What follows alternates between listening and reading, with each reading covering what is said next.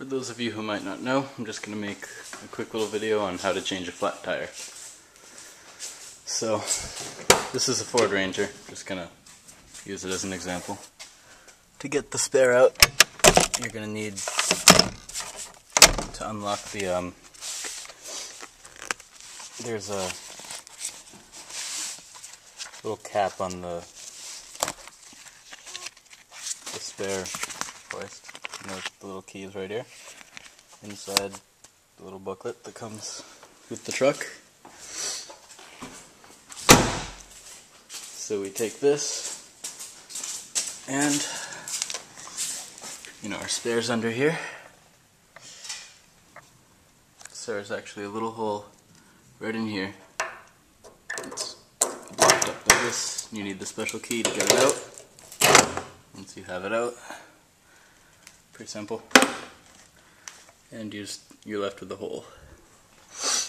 Now, inside your, this is the jack, the roadside assistance kit, whatever. There's a piece with a little hook like that. Another one for breaking the lock nuts and whatnot. So this hook end goes into the hole. It locks in there. Then this has the end. Just pop it on. And then just crank it. And that tire is going to come down. Slowly but surely. Once you get this down, get some slack on that cord.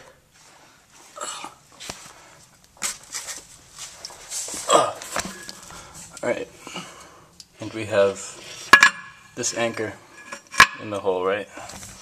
So, just grab that by the side. It comes right out.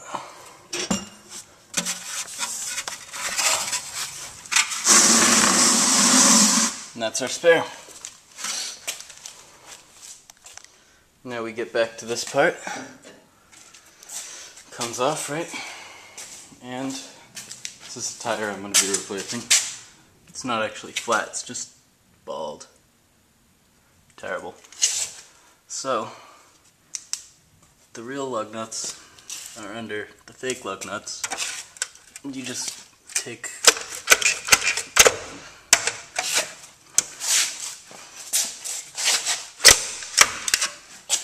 pry this off. Might feel like you're gonna break it, but chances are you're not.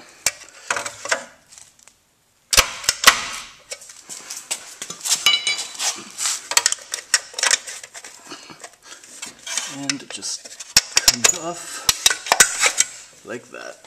So, fake lug nuts, real lug nuts. Now, you're actually going to want to break the lug nuts before you ever lift the car off the ground, because it takes a lot of force sometimes, and it's just a lot better to have the car stably on all four wheels. That way you don't have to rely on the jack to hold everything up. You're going to want to loosen these in a star pattern, right? Like you're making a 5-pointed star.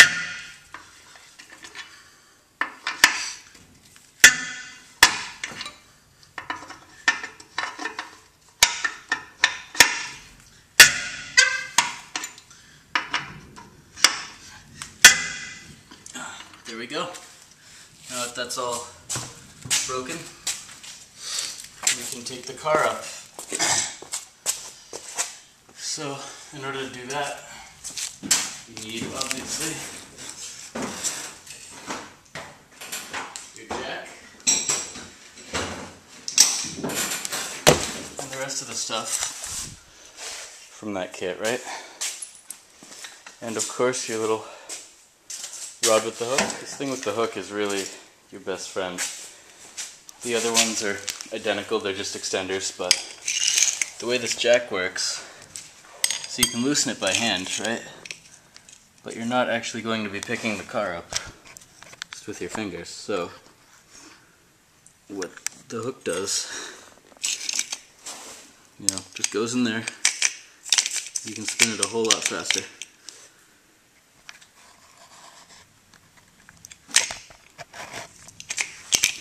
And then extend it with these so that you don't have to be hunched down quite so far.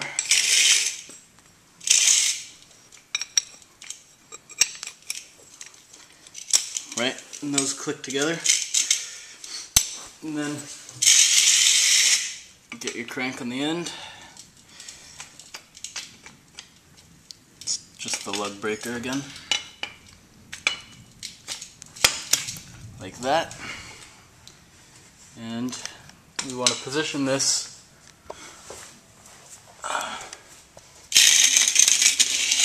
right on the axle, right? So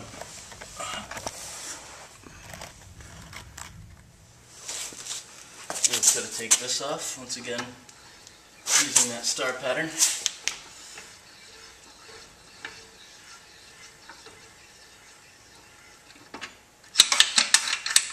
Just keep track of these things. I like to put them in the cap. It would really suck to be changing the tire on the road and have the lug nuts roll away on you.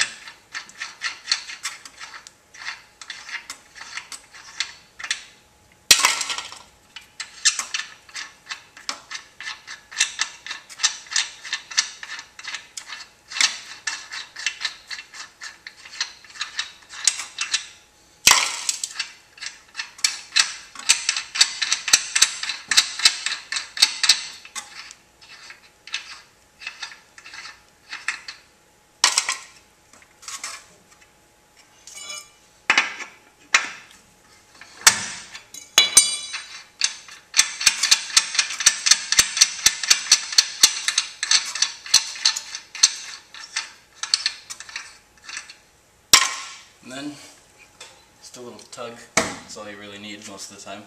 Unless it's rusted on, like this one is just resisting, so you just have to give it a whack, generally.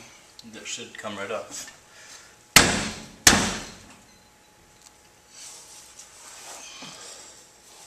This is all the way off the ground, so... Wow, that's seized up pretty good. There you go. So now that we got this one off, we put the new one on.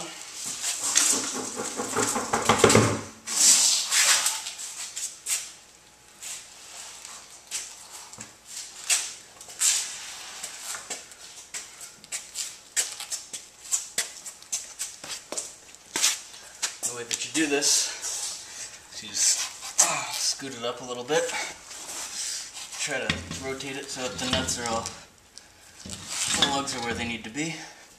Then you have your center hub, and the trick is to just kind of lift it up, thread all those on, and it's on. Now it's just a question of putting all these back on.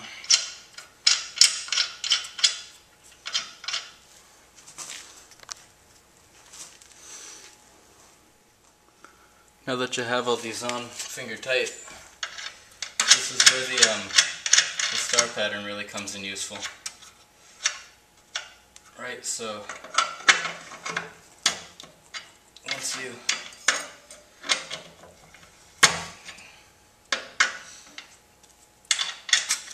got these all pretty evenly tightened, but it's still not pulled onto the hub yet, so you're gonna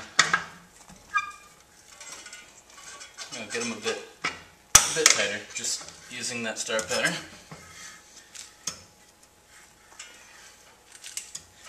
And this is good because it, pulls up here and then down there, and it just uses, goes across the hub each time you tighten it down, so that if you were to, tighten it in a direct circle, it would pull one side tighter than the other, and then your wheel would go on crooked. But this way it spreads out the force and alternates on the sides of the tire. This one doesn't have any problems. Once you have these all tightened down just by hand, you can let the car down off the jack, which I already did so that you don't have to sit through it. And then you're just gonna, using your star pattern again, now that the car is safely on the ground, you're actually going to just take this and really torque down on. I like to use my foot. You don't have to, but it's a lot easier to just kick this thing around and try to muscle it on. Oh, and as you can see, my spare is running low, so I'm going to pump that up because I'm home, but that's why it's important to keep your spare pressured up so that you don't get a flat and then go to replace it and all that you have is another flat.